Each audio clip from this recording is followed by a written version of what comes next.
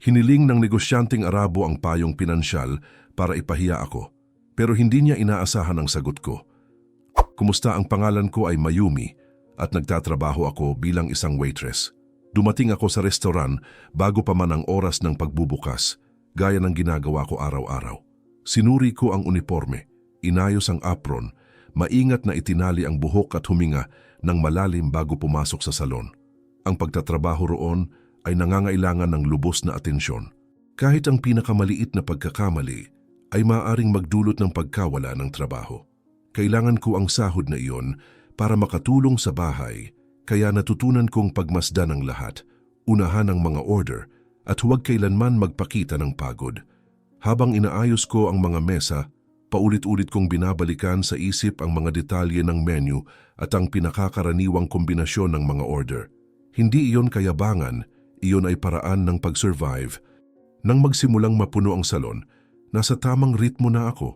Matatag ang lakad, tuwid ang tindig, alerto ang tingin. Doon napansin ng lahat ang pangunahing mesa.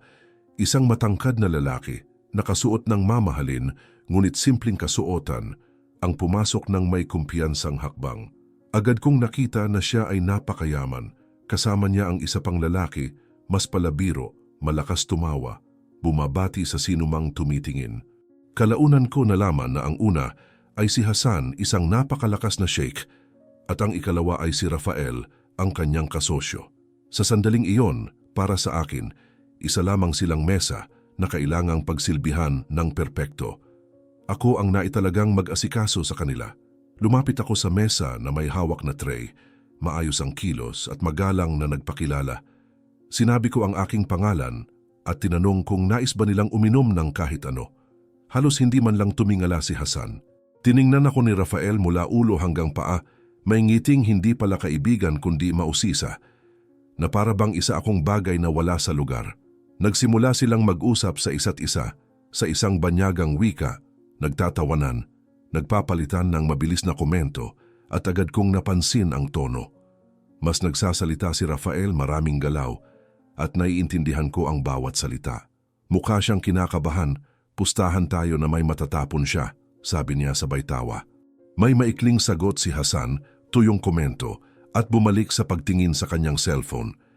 Nanatili akong nakatayo, naghihintay, kunwari wala akong naiintindihan. Itinuro ni Rafael ang menu at muling nagsalita sa parehong wika.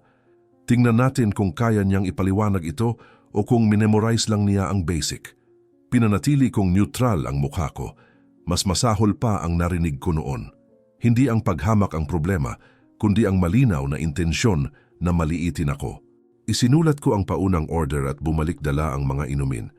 Habang nagsisilbi ako, nagpatuloy sila sa pag-uusap na para bang wala ako roon. Pinalalaki ni Rafael ang kanyang mga tawa, nagbibiro tungkol sa restaurant, sa bansa, at sa mga taong nagtatrabaho bilang tagapagsilbi.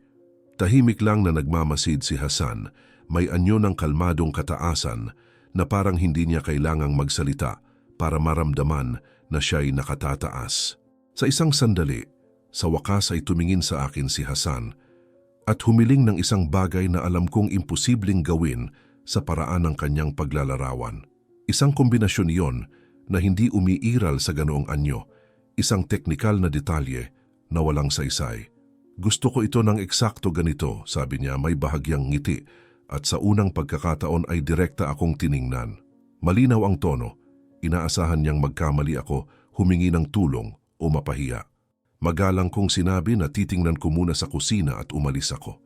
Habang papalayo, narinig kong malakas na nagkomento si Rafael sa wika nila. Babalik siya at sasabihing wala o mali ang dadalhin, makikita mo. Tumawa sila. Narinig ko ang lahat. Sa kusina, huminga ako ng malalim. Alam kong hindi kayang gawin ng kusina ang eksaktong hinihingi niya dahil hindi iyon posible, pero alam ko rin kung paano iyon ayusin nang walang pagkakamali. Bumalik ako sa mesa at ipinaliwanag ng mahinahon kung paano maaring baguhin ang order nang hindi nawawala ang intensyon. Tinitigan ako ni Hasan ng ilang segundo, halatang nagulat na hindi ako nadapa. Tinanggap niya ito sa isang maikling kumpas. Si Rafael naman ay umirap, malinaw na inis dahil hindi ako nagkamali. Habang isinusulat ko ang bagong order, nagpasya si Rafael na subukan ang isa pang bagay. Nagsinungaling siya tungkol sa isang simpleng detalye, isang pangkaraniwang bagay na may kaugnayan sa isang inuming sinasabi niyang dati nang naihain sa restaurant na iyon. Sinusubukan akong lituhin. Nagsalita siya ng may kumpiyansa na para bang sigurado siyang hindi ko mapapansin. Alam kong hindi iyon totoo. Eksakto kong naaalala ang mga kamakailang pagbabago sa serbisyo, bawat detalye ay malinaw sa akin. Pero sa sandaling iyon, kinumpirma ko lamang sa isang magalang na tango nang hindi siya kinokontra. Ngumiti siya, kontento sa sarili, at may sinabi kay Hasan na parang, "Kita mo?" Hindi man lang napansin. Bahagyang tumawa si Hasan sa ilong. Ramdam ko ang bigat ng sandaling iyon pero ipinagpatuloy ko ang aking trabaho. Inihain ko ang mga putahe, pinanatili ang tindig at sumagot lamang kapag kinakailangan. Sa loob-loob ko, ganap akong mulat sa bawat salita, bawat kasinungalingan, bawat pagtatangkang maliitin ako. Habang papalayo ako sa mesa, narinig kong sinasabi ni Rafael, patuloy na tumatawa, na ang humingi ng payo sa isang tulad ko ay isang biro. Hindi sumagot si Hasan, pero hindi rin niya ito pinigil. Mas tumimo iyon sa akin kaysa sa anumang direktang insulto. Bumalik ako sa salon at ipinagpatuloy ang pag-aasikaso sa iba pang mga mesa na may parehong pag-iingat gaya ng dati. Sa panlabas, isa lamang akong mahusay na waitress. Sa loob, naiintindihan ko ang lahat at sa sandaling iyon pinili kong huwag munang tumugon. Hindi pa. Nagpatuloy ako sa pagtatrabaho na parang walang nangyari, lumilipat mula mesa sa mesa na may parehong atensyon. Pero sa loob-loob ko malayo na ang isip ko. Habang inaayos ko ang mga kubyertos, tinitiyak ang mga baso at nagliligpit ng mga plato, bumabalik ang aking alaala sa panahong iba ang aking buhay. Hindi ko natutunan ang accounting mula sa mamahaling libro o sa komportabling mga silid-aralan. Natutunan ko iyon habang nakaupo sa mesa ng kusina, kalat ang mga resibo at papeles, habang inaalagaan ko ang aking ama na si Eduardo. Siya ay isang accountant sa loob ng maraming taon, bihasa at iginagalang, hanggang sa dumating ang araw na sabay-sabay nagsimulang gumuho ang lahat. Napunta sa krisis pinansyal ang aking ama nang mawalan siya ng mahahalagang kliyente. At halos kasabay noon ay nagkasakit ang aking ina. Mabilis at mabigat ang mga pangyayari. Naalala ko pa rin siyang tinawag ako palapit at sinabi, sa pagod na tinig, na kailangan niya ng tulong. Mayumi, hindi ko kakayanin mag-isa. Noon ay katatapos ko pa lamang magsimula sa kursong accounting sa kolehiyo. Puno ng mga plano at pagnanais na bumuo ng ibang kinabukasan. Nagsimula akong mag-aral tuwing madaling araw, mag-alaga ng bahay sa araw, at samahan siya sa mga konsultasyong medikal tuwing may pagkakataon. Unti-unting naging luho ang kolehiyo na hindi ko na kayang panatilihin. Naalala ko ang araw na umupo ako kasama ang aking ama at sinabi kong kailangan kong ihinto ang aking kurso. Sinubukan niya akong kumbinsihin, sinabi niyang ayaw niyang isuko ko ang aking kinabukasan. Sumagot ako na walang kinabukasang nabubuo kapag binabaliwala natin ang mga taong mahal natin. Babalik din ako, sabi ko. Pilit na pinaniniwalaan yon. Inako ko ang mga bayarin, gumawa ng mga simpleng trabaho at natutong magbasa ng mga numero ng mas maingat kaysa sa itinuro ng kahit anong klase. Habang tinutulungan ko ang aking ama na ayusin ang mga spreadsheet, hindi lang mga kalkulasyon ang naiintindihan ko, kundi pati ang mga patibong, ang maliliit na kasinungalingan na nagiging malalaking pagkalugi. Ang mga alaalang iyon ang pumasok sa isip ko habang naglalakad ako sa bulwagan. May dalang mga bandeha, nakikinig sa mga halakhakan, pinananatiling walang emosyon ang aking mukha. Bumalik ako sa mesa ni Hasan at Rafael upang tingnan kung may kailangan pa sila. Mas maluwag na sila ngayon. Malakas ang usapan sa isang banyagang wika.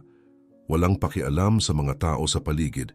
Masyadong madaldal si Rafael, parang may gustong patunayan. Nagkukuwento siya tungkol sa mga internasyonal na negosyo, hinahalo ang totoong impormasyon sa mga halatang pagmamalabis. Sinasadyang binabaluktot ang mga detalye. Simple lang ang ganitong uri ng pagsasanib, kahit sino kayang intindihin, sabi niya.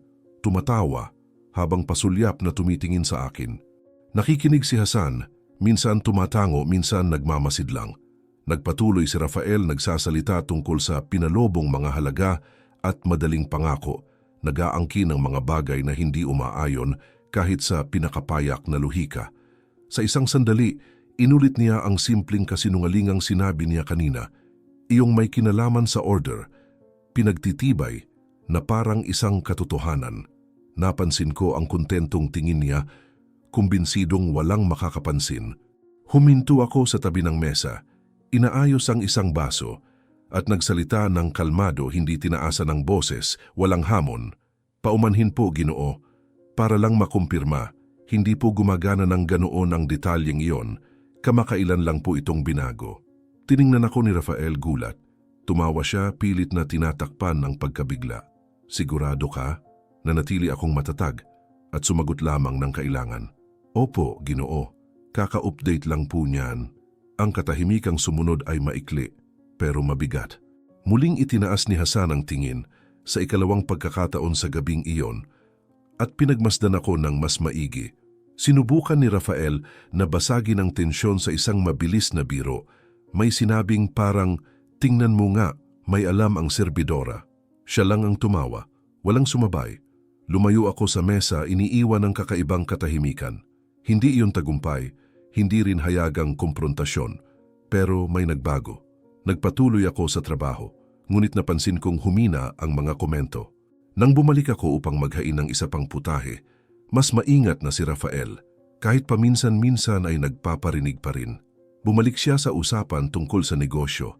Iginiit na katawa-tawa ang humingi ng opinyon sa isang tulad ko.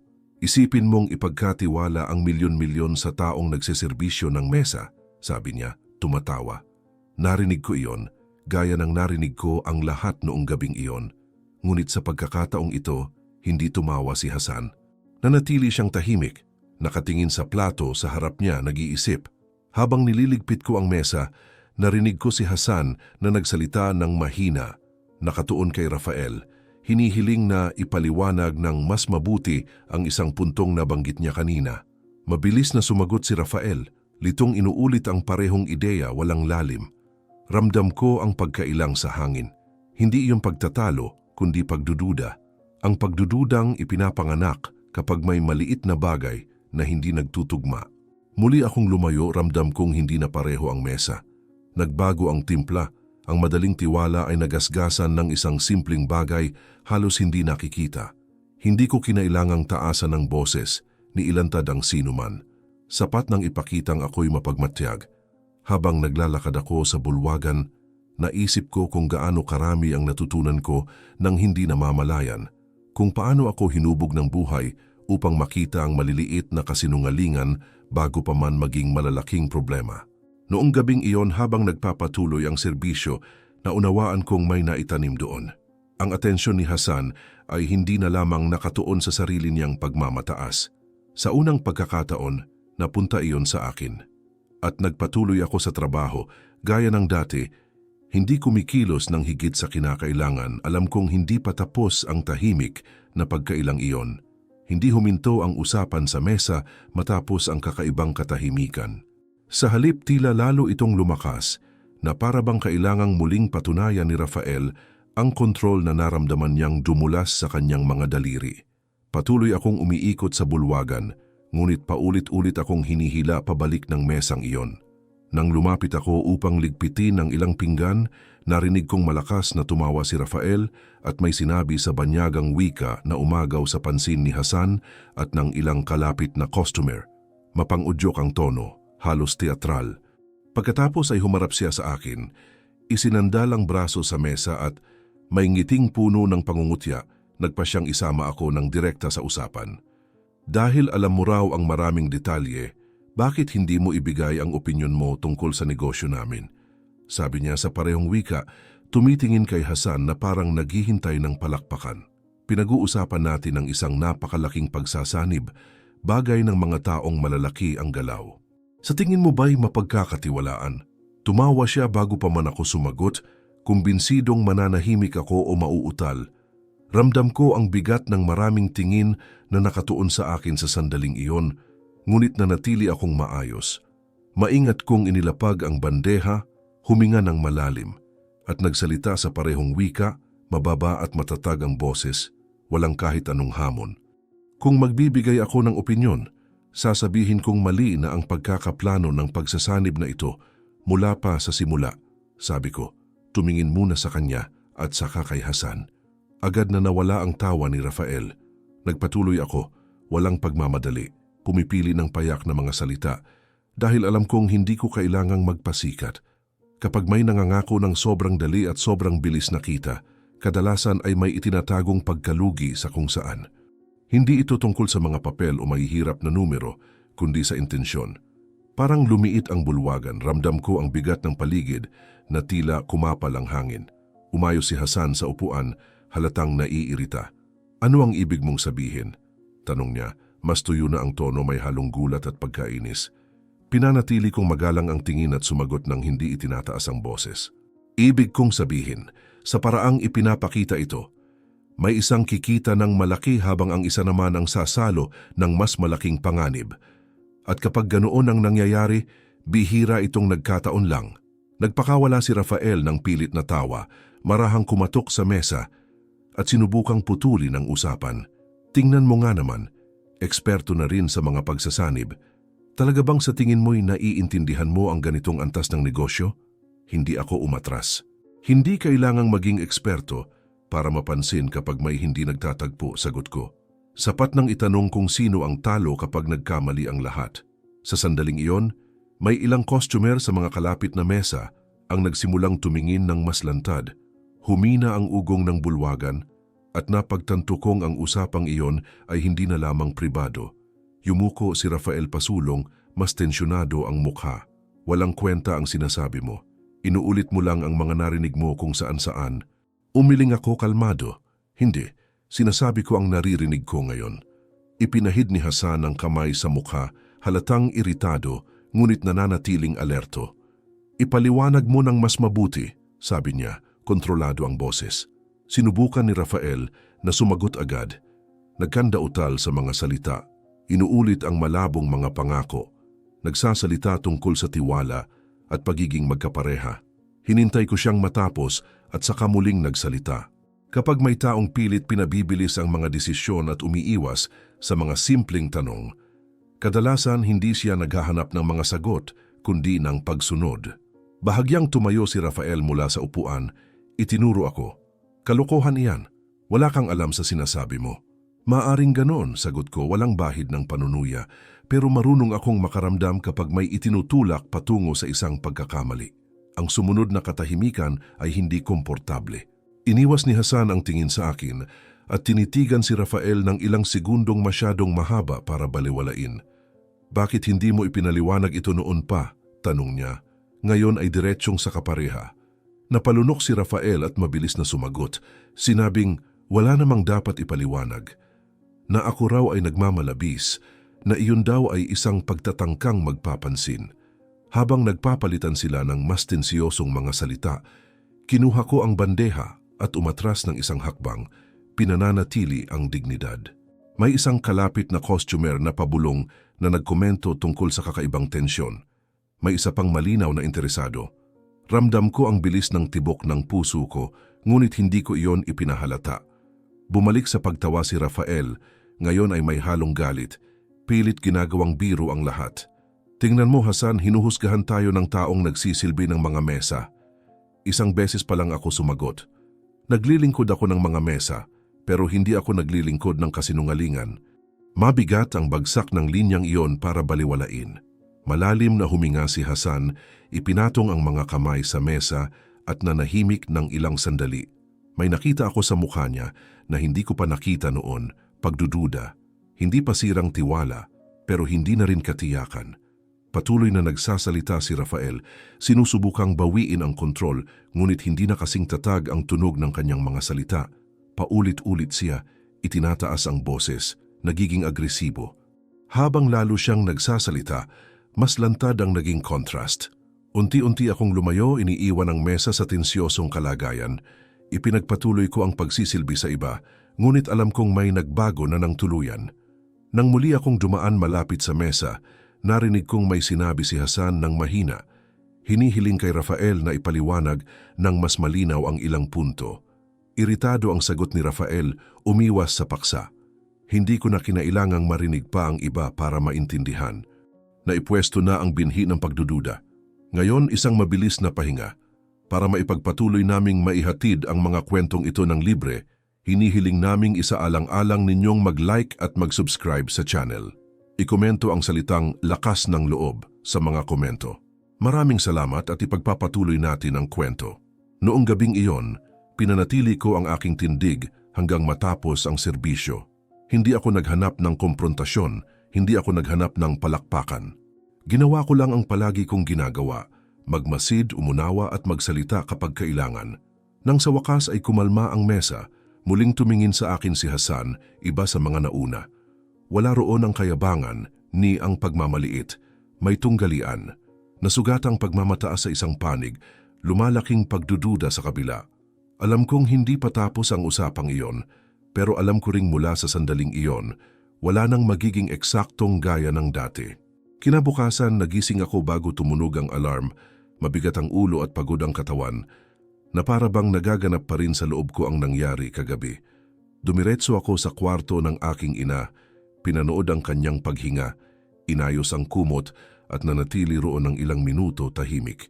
Pagkatapos ay umupo ako sa mesa sa kusina na nakakalat ang mga bayarin, nagkakalkula sa isip, sinusubukang magpasya kung alin ang maaaring maghintay at alin ang hindi.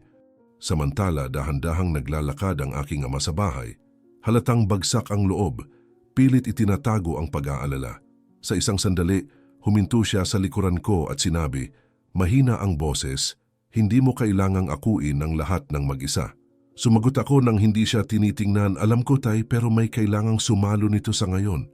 Habang hinaharap ko ang realidad na iyon, iniisip ko si Hasan sa kabilang panig.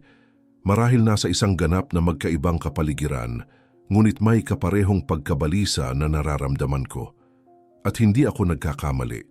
Kalaunan ay malalaman kong ginugol niya ang buong umaga sa pagbabalik tanaw sa bawat salitang nabitawan sa mesa. Bawat reaksyon, bawat katahimikang naging masyadong mabigat para baliwalain. Hindi niya maalis sa isip ang sandaling naparami ang salita ni Rafael, ngunit wala namang naipaliwanag. Iyon ang mas gumabagabag sa kanya kaysa sa anumang tuwirang puna. Si Rafael naman ay hindi nagpahinga. Maaga pa lang, pinwersa na niya si Hasan. Iginigiit na isara ang pagsasanib sa lalong madaling panahon na para bang walang nangyari.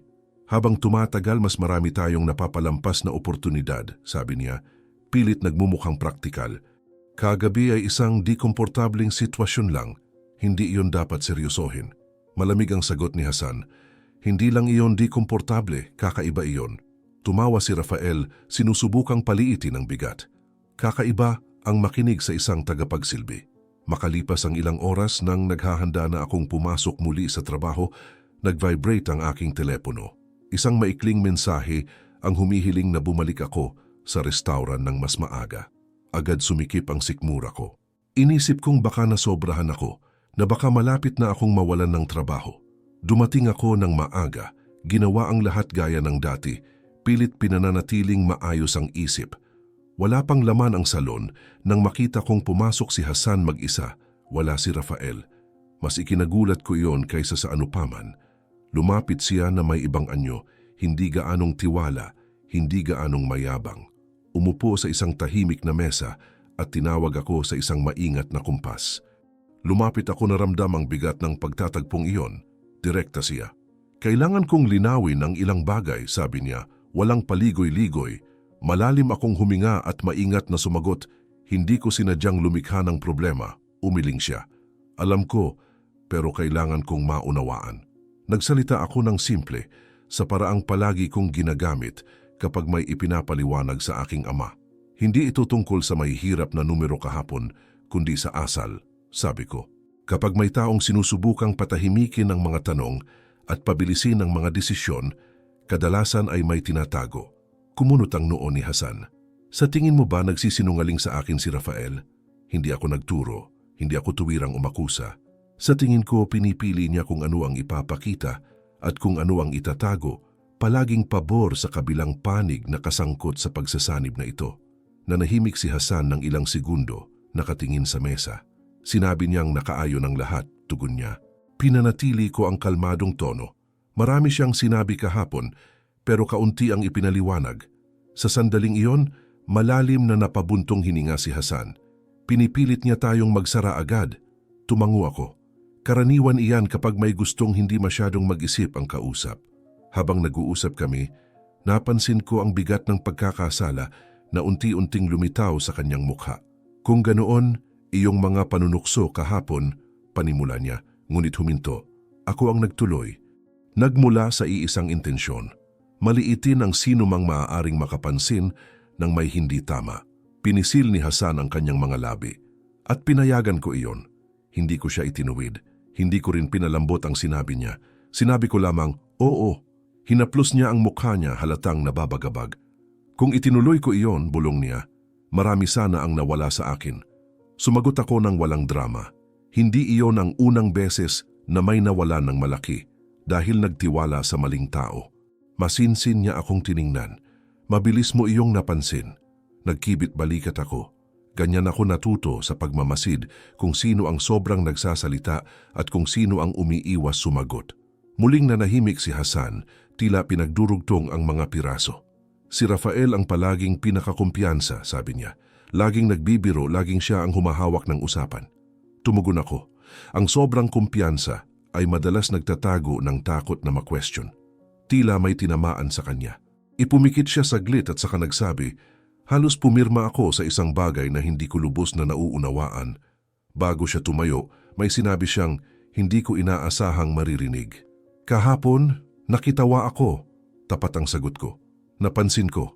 Ibinaling niya ang ulo pababa. Nagkamali ako. Hindi pa iyon isang tahasang paghingi ng tawad, pero iyon ang simula ng isang pagbabago. Nang umalis siya, nanatili akong nakatayo ng ilang minuto, dinadama ang bigat ng engkwentro. Hindi iyon ginhawa kundi kamalayan. Sa hapon ding iyon, haharapin ni Hasan si Rafael at susubukan ni Rafael na itanggi, ilihis at paliitin ang lahat. Ngunit may bitak na ang tiwala. At sa sandaling iyon, alam kong nagbago na ang takbo ng kwento. Naunawaan na ni Hasan na ang tunay na problema ay hindi kailanman ako ni ang aking mga salita. Ang problema ay palaging nakaupo sa tabi niya, tumatawa habang itinutulak ang isang pagkakamaling nakabalat kayo bilang oportunidad. Pagkaraan ng isang linggo, kumbinsido na ako na tapos na ang lahat para sa akin. Patuloy akong pumapasok sa restoran araw-araw na may parehong pag-iingat, ngunit may palagi ang pakiramdam na anumang oras ay may tatawag sa akin para sabihing lumampas ako sa hangganan. Tahimik kong ginagawa ang aking trabaho. Iniiwasang tingnan ang mesa kung saan nagsimula ang lahat at sinisikap na huwag umasa. Sa bahay patuloy na dumarating ang mga bayarin, nagpapatuloy ang gamutan ng aking ina at sinusubukan akong pakalmahin ng aking ama sa pagsasabing aayos din ang lahat. Sumasagot ako ng oo, pero sa loob ko, wala akong kasiguruhan sa anuman. Sa panahong iyon din nagpasya si Hasan na harapin si Rafael. Wala ako roon, ngunit kalaunan ay maririnig ko ang kwento mismo mula sa bibig ni Hasan.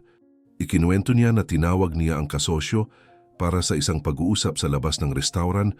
Walang tao, walang manonood, silang dalawa lamang. Direkta si Hasan, walang paligoy-ligoy. Nagtiwala ako sa iyo, sabi niya, matatag ang tinig. Sinubukan ni Rafael na tumawa, gaya ng palagi niyang ginagawa kapag gusto niyang umiwas. Sobra ka lang. Impluensya lang yon ng waitress na yon. Hindi nagpadala si Hasan. Huwag mong ilihis ang usapan, sagot niya. Minadali mo ako, pinwersa. Itinago ang impormasyon at sinubukan mo pa akong gawing mukhang hangal nang magtanong ako. Sinubukan ni Rafael na baligtarin ang sitwasyon.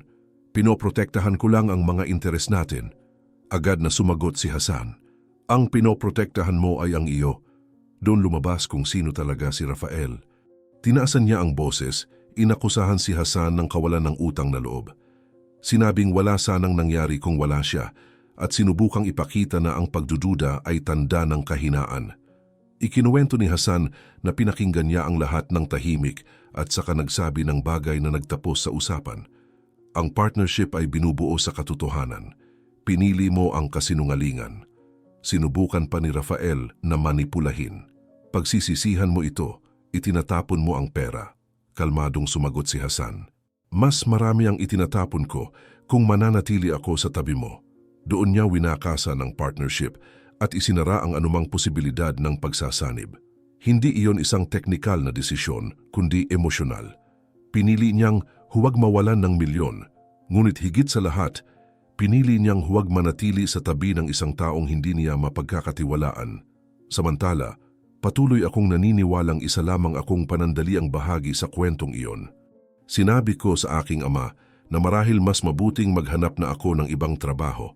Sumagot siya ng may pag-aalala. Wala kang ginawang mali.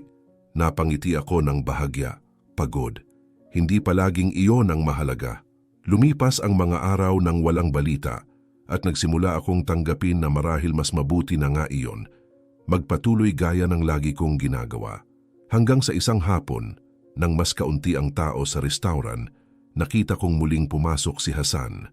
Sa pagkakataong ito wala siyang kasama, hindi siya nagmamadali, at hindi na siya ang parehong aroganteng lalaki ng unang gabi. Umupo siya, umorder ng simpleng kape at tinawag ako sa isang banayad na kumpas. Bumilis ang tibok ng puso ko. Lumapit ako sa kanya, inihahanda ang sarili sa anumang maririnig ko. Nagsimula siya ng walang formalidad. Nalutas ko ang problema. Tumango lamang ako. Hindi alam kung ano ang sasabihin. Nagpatuloy siya. Pinigilan namin ang pagsasanib. Nakaramdam ako ng kakaibang ginhawa, halo ng takot. Kung ganon, naging maayos, sabi ko. Tumango siya. Naging maayos dahil may isang taong naglakas loob magsalita nang walang ibang may gustong gawin iyon. Masinsin akong tiningnan ni Hasan at nagsabi ng bagay na hindi ko inaasahang marinig. Nailigtas mo ang napakalaking halaga ng pera ko. Sinubukan kong paliitin iyon. Sinabi ko lang ang napansin ko. Umiling siya. Higit pa roon iyon. Pinahinto mo ako. Nagkaroon ng maikling katahimikan. Pagkatapos ay idinagdag niya at kailangan kong kilalanin iyon. Hindi iyon isang tuwirang paghingi ng tawad, ngunit iyon ay pagkilala. Nagpatuloy siya. Mas banayad na ang tono kaysa dati. Pinayagan kong maimpluwensyahan ako ng masama. Tumawa ako ng hindi dapat, binalewala ang malinaw na mga sinyales. Tapat ang sagot ko. Hindi po kayo nag-iisa. Kumunot ang noo niya. Ano ang ibig mong sabihin? Ipinaliwanag ko. Maraming tao ang pinipiling magtiwala sa mga nagsasalita ng malakas.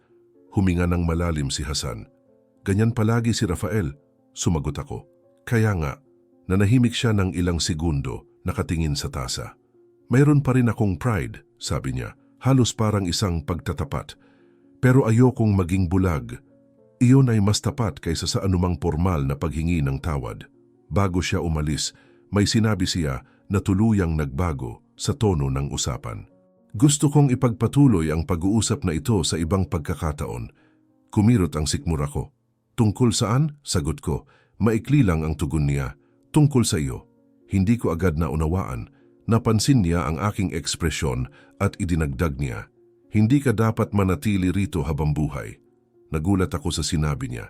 Sinubukan kong ilihis ang usapan. Ito ang meron ako sa ngayon. Sumagot siya nang may kontroladong paninindigan. Sa ngayon lang, tumayo siya, inayos ang kanyang Amerikana. At bago tuluyang umalis, sinabi niya, hahanapin kita ulit.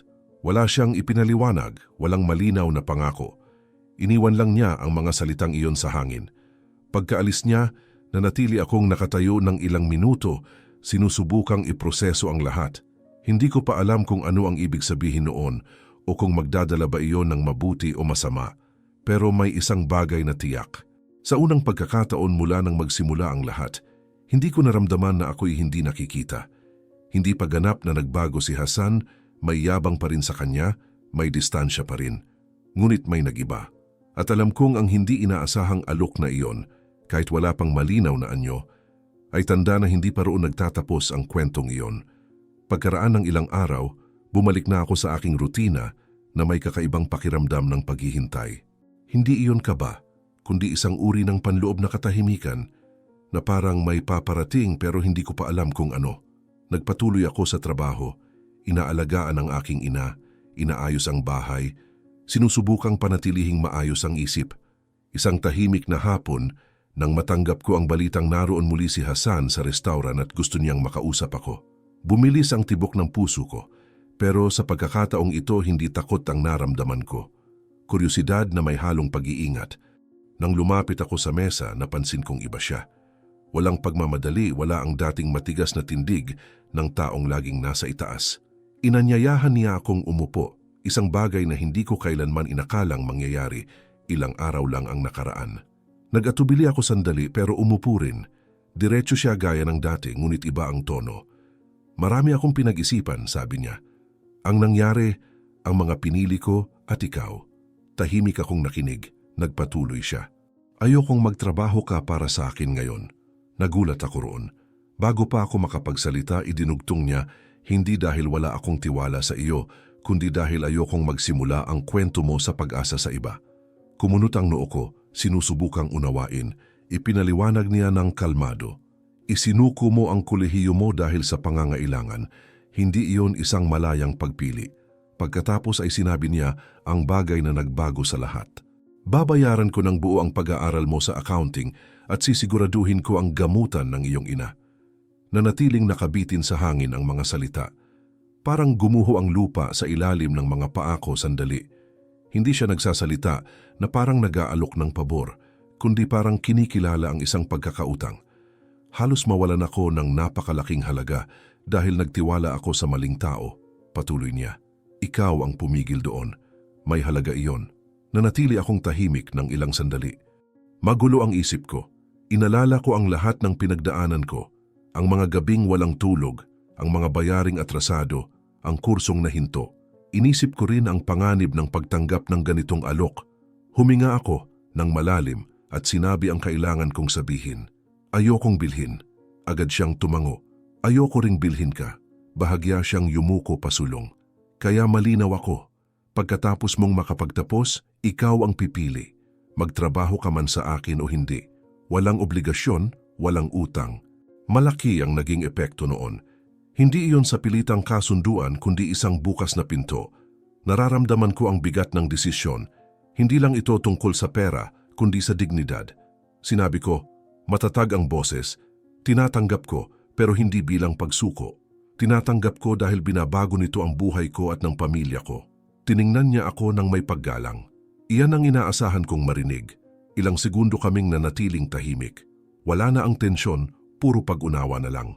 Bago siya tumayo, may sinabi siyang simple. Wala kang utang sa akin. Sumagot ako at kayo rin ay wala sa akin. Sa mga sumunod na araw, nagsimulang magbago ang buhay ko sa konkretong paraan. Inayos ko muli ang mga dokumento para sa kolehiyo. Kinausap ko ang aking ama. Napilit itinago ang emosyon nang ikwento ko ang lahat. Sinabi niya, basag ang boses, karapat dapat ka rito. Ang aking ina, kahit mahina, ay ngumiti nang malaman na magpapatuloy ang gamutan ng walang pagkaantala. Naramdaman ko ang isang bagay na matagal ko nang hindi naramdaman, ginhawa. Bumalik ako sa pag-aaral. Umupo ako muli sa mga silid-aralan na akala ko ay hindi ko na muling matatapakan at nagbukas ako ng mga libro na may halong takot at pananabik. Hindi naging madali agad ang lahat, pero ngayon ay may lakas na akong magpatuloy. Samantala, nalaman ko na ipinagpatuloy ni Hasan ang kanyang mga negosyo nang wala na si Lazaro. Tuluyang kinansela ang pagsasanib at inayos niyang muli ang lahat ng walang impluensya ng dating kasosyo. Walang pampublikong iskandalo, walang paghihiganti, tanging paglayo lamang. Umalis si Lazaro kung paano siya dumating, masyadong tumatawa at labis ang tiwala sa sarili, ngunit sa kaibuturan niya ay alam niyang haharap siya sa krisis, sa pananalapi, at hindi na siya muling kukunin ng sinumang negosyante. Malapit na niyang mawala ang lahat. Paminsan-minsan nagpapakita si Hasan sa restauran. Laging tahimik, laging may paggalang. Hindi siya kailanman naningil o nagpilit. Nagmamasid lang siya mula sa malayo na parang nauunawaan na may mga bagay na hindi kailangang kontrolin. Sa isa sa mga pagkakataong iyon, may sinabi siya na nanatili sa akin. Ang tunay na panganib ay wala sa hayagang kayabangan, kundi sa tahimik na impluensya. Sumang-ayon ako. Iyon ang mga tumatawa habang itinutulak ang iba sa pagkakamali. Sa paglingon ko sa nakaraan, naunawaan ko na ang kwentong iyon ay hindi kailanman tungkol sa isang dayuhang mayabang na natuto ng isang hiwalay na aral. Ito ay tungkol sa pagkilala kung sino talaga ang nagdudulot ng pinsala. Ang kontrabida ay hindi ang malakas magsalita o ang nagmumula sa labas, kundi ang nagtatago sa likod ng mga biro, ng mga panunukso at ng huwad na kumpiyansa, minamanipula ang mga desisyon at mga tao.